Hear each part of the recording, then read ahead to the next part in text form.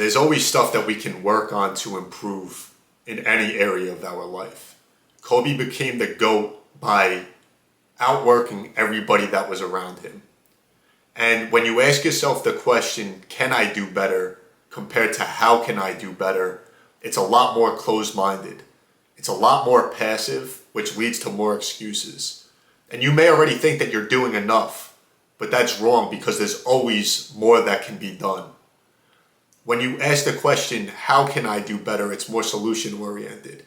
You start thinking of the things that you can and should be doing already to improve tomorrow.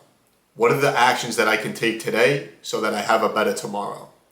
And in 2 Peter chapter 1, verse 5 through 8, it says, "For this very reason, make every effort to add to your faith goodness, and to goodness, knowledge, and to knowledge, self-control, and to self-control, perseverance, and to perseverance, godliness, and to godliness, mutual affection, and to mutual affection, love.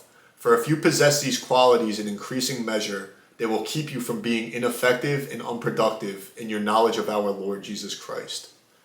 And so this verse reminded me of the saying, how you do anything is how you do everything, because one impacts the other, whether it be positively or negatively.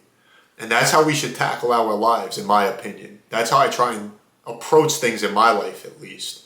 And there are times when I fall into a rut.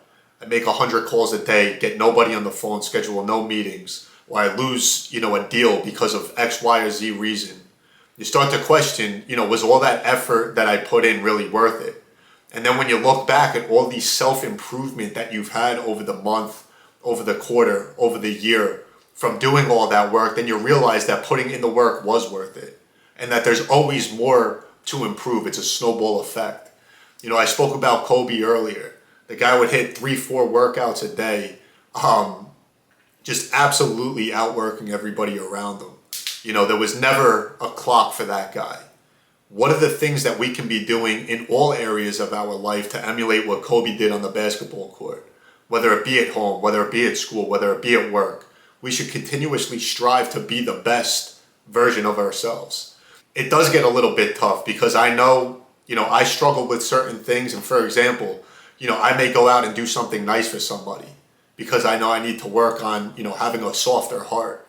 And then if that person doesn't acknowledge that I went out of the way to do something for them, it's just part of my nature where I get pretty annoyed at that. And that's what I'm trying to work on and overcome by doing these nice things and going out of my way.